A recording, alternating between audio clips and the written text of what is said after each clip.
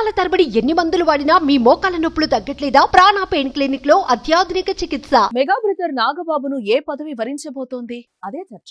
దానికి దాదాపు full stop పడిందా? అవుననే రాజకీయ వర్గాల్లో డిస్కషన్స్.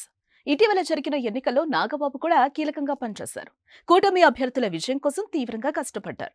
ఒకానొక సమయంలో ఆయన ఎంపీగా పోటీ చేయడానికి కూడా రెడీ అయ్యారు. అయితే టీడీపీ, బీజేపీ, జనసేన పార్టీలు కలిసి పోటీ చేయడం, సీట్ల సర్దుబాటు విషయంలో నాగబాబు తన సీటును త్యాగం చేశారు. సీటు దక్కకపోయినప్పటికీ నాగబాబు ఎటువంటి అసంతృప్తి వ్యక్తం చేయకుండా తమ్ముడు పవన్ స్థాపించిన జనసేన విజయం కోసం చెమటోడ్చారు.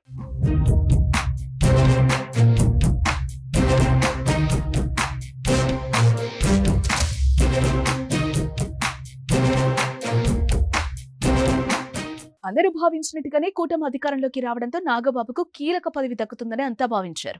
ఈ నేపథ్యంలో నాగబాబుకు కూడా కీలక పదవి దక్కబోతోందన్న ప్రచారం ఊపందుకుంది. నాగబాబును టీటీడీ చైర్మన్ గా నియమించబోతున్నారన్న ప్రచారం ఇటీవల జరిగింది కూడా. అయితే దానిని ఆయనే ఖండించారు. తనకు అలాంటి ఆలోచన కూడా లేదని నాగబాబు స్పష్టం చేశారు. దీంతో ఈ ప్రచారానికి ఫుల్ స్టాప్ పడింది. తాజాగా అందుతున్న సమాచారం ప్రకారం నాగబాబుని ఫిలిం డెవలప్మెంట్ కార్పొరేషన్ చైర్మన్ గా నియమించే అవకాశం ఉందన్న వార్తలు వినిపిస్తున్నాయి.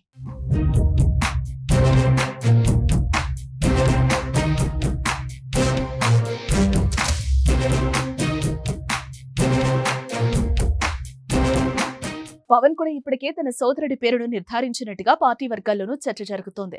అన్ని అనుకున్నట్టు జరిగితే త్వరలోనే Nagababu film development corporation chairman గా బాధ్యతలు చేపట్టే అవకాశాలు కనిపిస్తున్నాయి. గత వైసీపీ ప్రభుత్వ హయాంలో నటుడు పోసాని కృష్ణమురళి ఈ పదవిలో కొనసాగారు. ఇదిలా ఉంటే నాగబాబు ఇటీవల మీడియాలోకి సైతం ఎంట్రీ ఇచ్చారు. అన్ని పొలిటికల్ పార్టీలకు ఛానల్స్ ఉండగా జనసేన కోసం ఆయన ప్రత్యేకంగా ఓ మీడియా ఛానల్ పెట్టడానికి కూడా రెడీ అవుతున్నారు. దీనికి సంబంధించి ఇటీవలే ఆయన కీలక ప్రకటన చేశారు.